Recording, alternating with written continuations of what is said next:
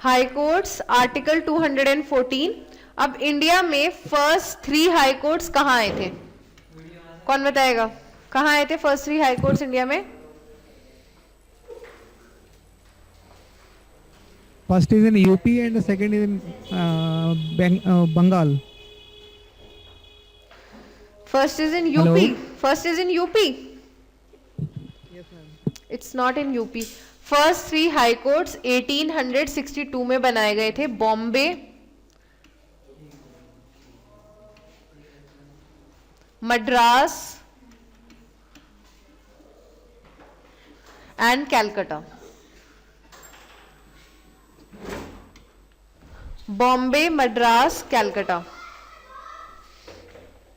अच्छा, बॉम्बे, मद्रास, कैलकाटा में क्यों बनाए गए होंगे first 3 high courts?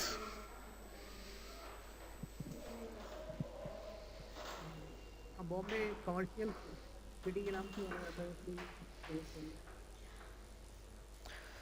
Bombay, Madras, Calcutta, यही 3 सिटीज ही क्यों? ये मेट्रोपॉलिटन सिटीज थी उस वक्त ब्रिटिश के टाइम में 1862।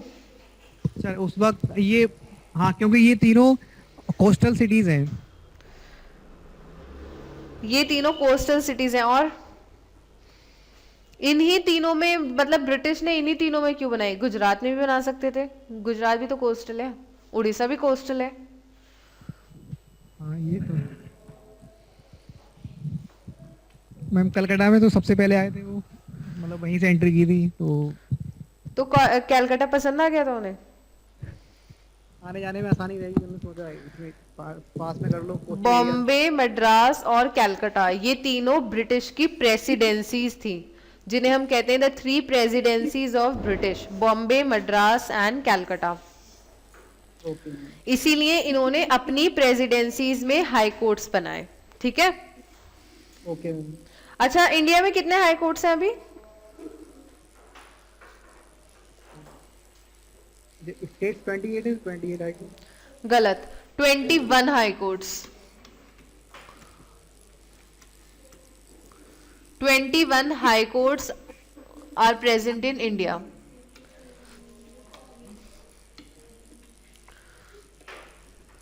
ट्वेंटी वन हाई कोर्ट्स क्यों होंगे? आपने तो कहा था 28 स्टेट्स हैं।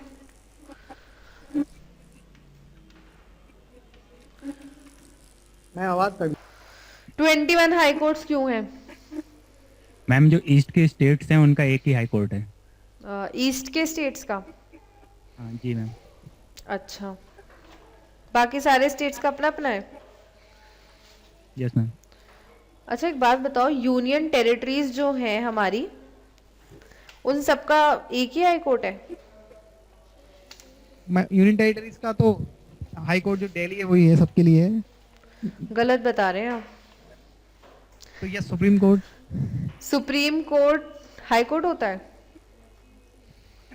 हाँ हाई कोर्ट तो नहीं होता।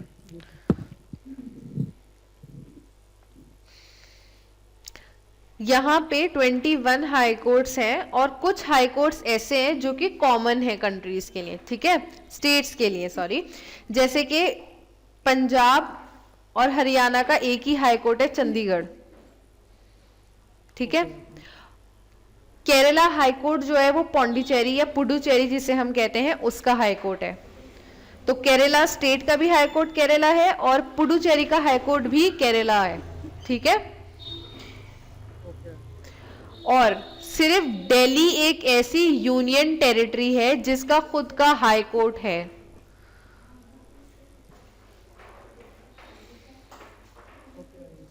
ठीक है। केरला और पांडिचेरी का पांडिचेरी में है? नहीं, मैं आपको लिस्ट दे दूंगी कौन सा हाई कोर्ट कहां पर है, ठीक है, लेकिन ये याद रखिए कि दिल्ली सिर्फ एक यूनियन टेरिटरी है जिसका खुद का हाई कोर्ट है और 1966 में दिल्ली का हाई कोर्ट आया था। 1966 Delhi high court. And Delhi is the only union territory UT to have a high court.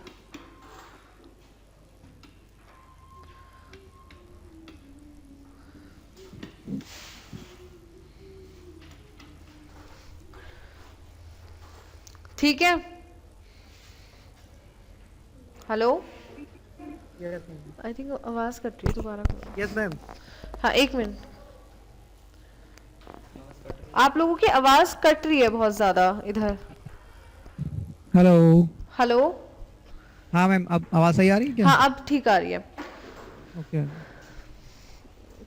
चलिए आगे बढ़ते हैं। अब ये बताइए हाई कोर्ट का कॉम्पोजिशन क्या होगा? मैम, राज्यसभा। हाई कोर्ट का हाँ नहीं, कॉम्पोजिशन हाई कोर्ट में नहीं, विधानसभा एंड विधान परिषद। भाई वो लेजिस्लेचर का कॉम्पोजिशन है, हाई कोर्ट का यस कॉम्पोजिशन। मैम। हाँ मैम, हाई कोर्ट में चीफ जस्टिस होगा एक, हम्म चीफ जस्टिस, हम्म और एंड 6 जजेस। 6 कहाँ से बताएं? चलो मैं बता देती हूँ। हाई कोर्ट का कॉम्पोजिशन होता है कि एक चीफ जस्टिस होंगे और अदर जजेस, लेकिन हाई कोर्ट के जो बाकी के जजेस होंगे ना, उनकी कोई लिमिट नहीं बताई गई है। अकॉर्डिंग टू द केसेस, जितने केसेस होंगे उनके अकॉर्डिंग जो है प्रेसिडेंट अपॉइंट करेंगे जजेस को। 7 भी हो सकते हैं, 8 भी हो सकते हैं, 30 भी हो सकते हैं, 20 भी हो सकते हैं, ठीक है। तो हाई कोर्ट के जजेस जो होंगे बाकी के, उनके कोई लिमिट नहीं है। हाँ, चीफ जस्टिस एक ही होंगे, ठीक है। समझ में आ गया आप लोगों को ये पॉइंट? Yes ma'am. आप इन्हें भी प्रेसिडेंट अपॉइंट करेंगे? हाँ हाँ हाँ, प्रेसिडेंट अपॉइंट करेंगे, लेकिन जब प्रेसिडेंट जो है वो चीफ जस्टिस को अपॉइंट कर रहे होंगे, तो जिस भी स्टेट को, सपोज करिए कि वो गुजरात के हाई कोर्ट के चीफ जस्टिस को अपॉइंट कर रहे हैं, ठीक है। Hello, hello. हाँ, अब जैसे प्रेसिडेंट जो है वो अगर गुजरात के हाई कोर्ट के चीफ जस्टिस को अपॉइंट कर रहे हैं, तो उसमें वो चीफ जस्टिस ऑफ इंडिया और उस स्टेट के जजेस की राय लेकर वहां के चीफ जस्टिस को अपॉइंट करेंगे, ठीक है। Okay ma'am. समझ में आ गया आपको ये पॉइंट? Yes ma'am. पक्का? President plus chief justice of India hmm, and the जजेस ऑफ द स्टेट। हाँ, ये सब मिलके डिसाइड करेंगे अपॉइंटमेंट, ठीक है। अच्छा, नेक्स्ट आता है कि जजेस ऑफ हाई कोर्ट की रिटायरमेंट एज क्या होती है? इनकी भी 65 होगी? नहीं, इनकी 62 है। रिटायरमेंट एज ऑफ जजेस of high court 62 years. First आपका ये पॉइंट है। सेकंड है कि उनका रिमूवल कैसे हो सकता है। एक तो वो रिटायर हो जाएंगे, बाकी के 2 क्या होंगे, किसी को पता है? एक तो इम्पीचमेंट होगा।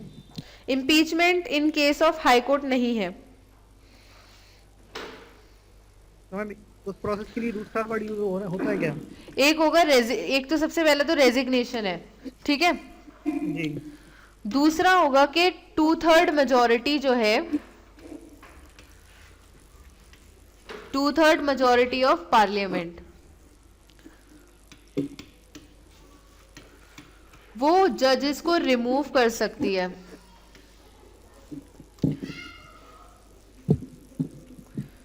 Two-third majority of parliament can remove the judges of high court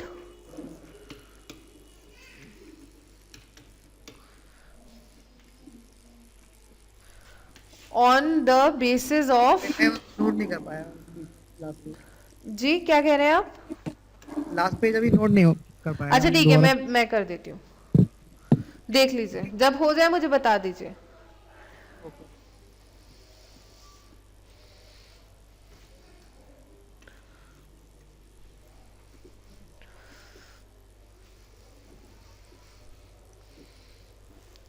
second class कौन ले रहा है आज?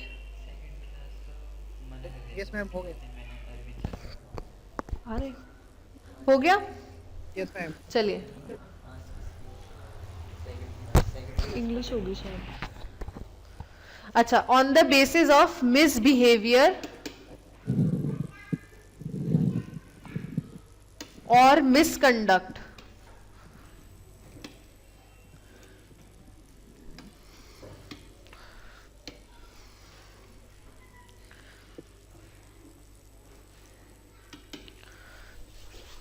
Two-third majority of parliament can remove the judges of high court on the basis of misbehavior or misconduct.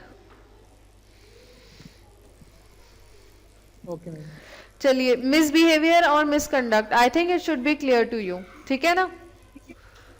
Yes, only 2 reasons for the removal. हाँ, 2 reasons, misbehaviour और misconduct. अगर parliament को लगता है कि इनका कोई मिसबिहेवियर है, मिसकंडक्ट का मतलब हुआ कि जो आपका रूल्स ऑफ कंडक्ट हैं, एज अ जज ऑफ हाई कोर्ट आपको जिन रूल्स को फॉलो करना चाहिए आप वो नहीं कर रहे हैं, अगर पार्लियामेंट ये फाइंड आउट करता है, so you can be removed from the position of a जज of high court. Okay. Okay, चलिए आगे बढ़ते हैं। अच्छा, नेक्स्ट आपका आएगा टॉपिक कि इनका क्राइटेरिया क्या होता है, या what are the qualifications for a जज ऑफ हाई कोर्ट।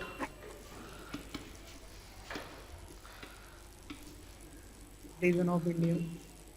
वो तो ऑब्वियस है, फर्स्ट आपका वही हो जाएगा। फर्स्ट है आपका इंडियन सिटीजन।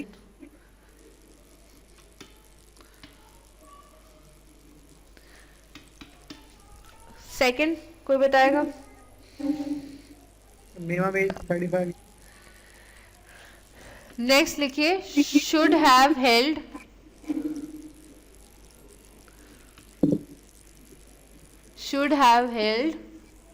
जुडिशियल ऑफिस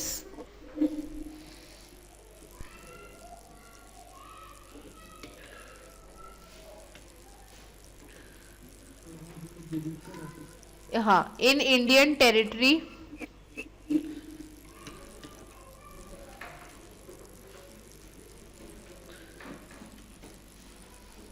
जब आप ये पेज लिख लें प्लीज मुझे बता दीजिएगा, ठीक है? For 10 years office in Indian territory for 10 years, कम से कम 10 साल तक उन्होंने कोई जुडिशियल ऑफिस का हिस्सा रहे हों। जुडिशियल ऑफिस यहाँ पे हाई कोर्ट होगा, ठीक है? जुडिशियल ऑफिस हाई कोर्ट हाँ, होल्ड करने का। होल्ड जुडिशियल ऑफिस हम्म। कैसे मतलब होल्ड करना है? शुड हैव हेल्ड, इसका मतलब ये नहीं होता कि उन्होंने पकड़ा हुआ है, इसका मतलब है कि उनको वहां पे कोई पोजीशन मिली हुई हो, ठीक है? Okay, just as an advocate. हाँ, नेक्स्ट आपका होगा as an advocate of high court for 10 years। Okay, next आपका थर्ड पॉइंट होगा as an advocate of high court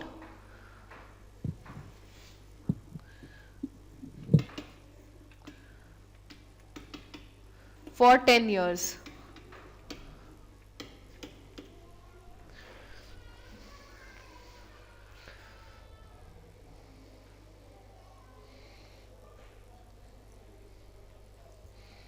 ठीक है? Yes ma'am. अच्छा, अब इनके ज्यूरिसडिक्शन, हाई कोर्ट का ज्यूरिसडिक्शन ऑफ हाई कोर्ट।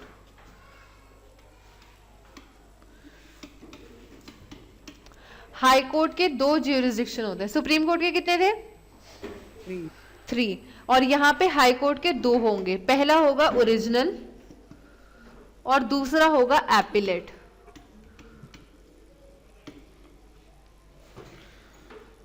अच्छा ये बताओ कौन सा वाला मैंने यूज नहीं करा है यहाँ पे ज्यूरिसडिक्शन? एडवाइजरी।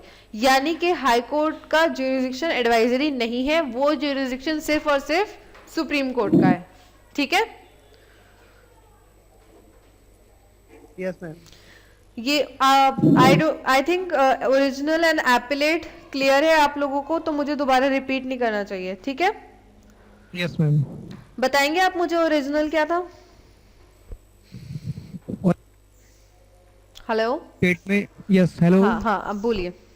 ओरिजिनल था कि अगर किसी 2 स्टेट्स में कोई भी इशू है related to constitutional laws, then Supreme Court can handle the case. एक एग्जाम्पल आप इसका ले सकते हैं, जैसे कि फंडामेंटल राइट्स। Apply. ओरिजिनल के लिए मैं आपको एग्जाम्पल बता देती हूँ, enforcement of fundamental rights. Enforcement of fundamental rights, FR जो एब्रीवेशन है वो फंडामेंटल राइट्स के लिए है, ठीक है।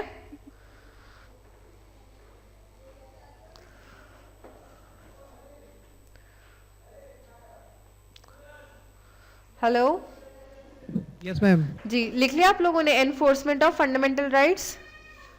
Yes, ma'am. ठीक है, एनफोर्स समझाने की तो जरूरत नहीं है ना, एनफोर्समेंट ऑफ फंडामेंटल राइट्स। मैं बता दीजिए एनफोर्समेंट क्या होता है, मतलब लागू करना है इनको। हाँ, इनको लागू करना, जैसे मैंने बताया था कि इमरजेंसी के टाइम हटा दिए जाते हैं। यस। और अगर आपको लगता है कि अगर कोई नॉर्मल टाइम में आपको लगता है कि किसी भी पर्सन का फंडामेंटल राइट उससे छीना जा रहा है, तो आप उसकी एनफोर्समेंट के लिए हाई कोर्ट में भी अपील कर सकते हैं और सीधा सुप्रीम कोर्ट में भी अपील कर सकते हैं, ठीक है। और एपिलेट, हाँ अच्छा चलो, वहां पे तो ये था कि हाई कोर्ट से आप जाके सुप्रीम कोर्ट में अपील कर सकते हैं, तो हाई कोर्ट से लोअर कोर्ट कौन सा होता है? सबऑर्डिनेट कोर्ट, जो डिस्ट्रिक्ट कोर्ट होते हैं। ठीक है, नेक्स्ट करते हैं। आइए नेक्स्ट आप लिस्ट ले लीजिए हाई कोर्ट्स की।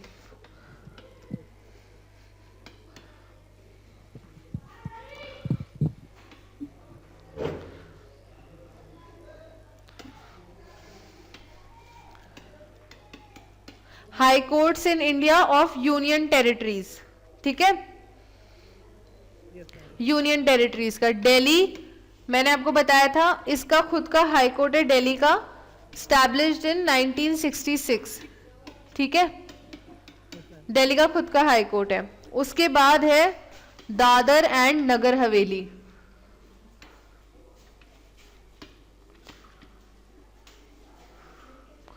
Dadar and Nagar Haveli and Daman and Diu.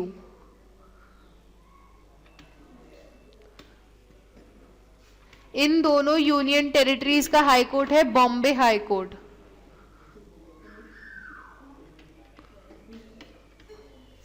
ठीक है।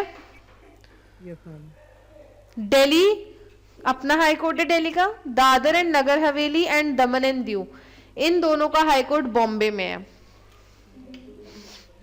नेक्स्ट है चंडीगढ़। चंडीगढ़ कौन सी दो स्टेट्स होंगे? हरियाणा एंड चंडीगढ़। हरियाणा एंड पंजाब। हाँ, हरियाणा एंड पंजाब। पंजाब एंड ये यूनियन टेरिटरीज में नहीं है आता। यूनियन टेरिटरी चंडीगढ़ है, ठीक है। ओके। नेक्स्ट है लक्षद्वीप।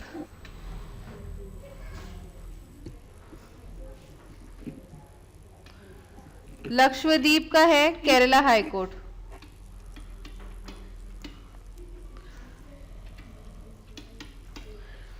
उसके बाद पुडुचेरी,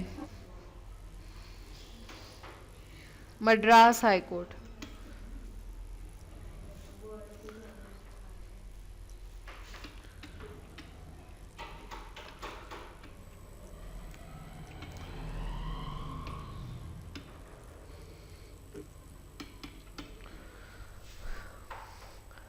अंडमान एंड निकोबार आइलैंड।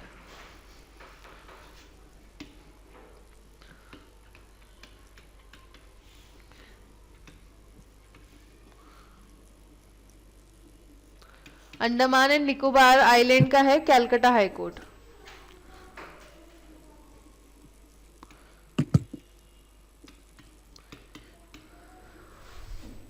इस लिस्ट को याद रखिएगा क्योंकि आपका क्वेश्चन आ जाता है कि कौन सी यूनियन टेरिटरी की सीट कौन से स्टेट में है। जब आप लोग लिख ले जी पूछिए। अंडमान एंड निकोबार आइलैंड्स का है कोलकाता हाई कोर्ट, ठीक है। Okay ma'am. लिख लीजिए और मुझे बता दीजिएगा फिर। मैम ये मद्रास हाई कोर्ट ये चेन्नई में है? हाँ, ओके मैम।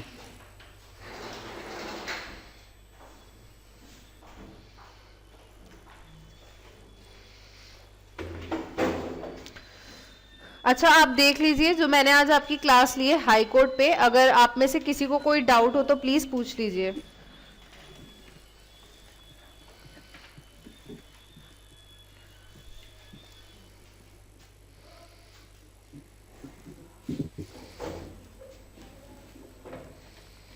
मैम ये बॉम्बे, मद्रास एंड कलकत्ता जो थी वो ब्रिटिश एम्बेसी कहलाती थी। British presidency, okay.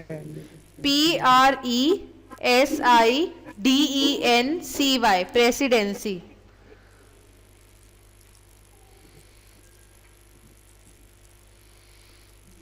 ठीक है, क्लियर है? Yes ma'am. अच्छा, और कुछ पूछना है किसी को?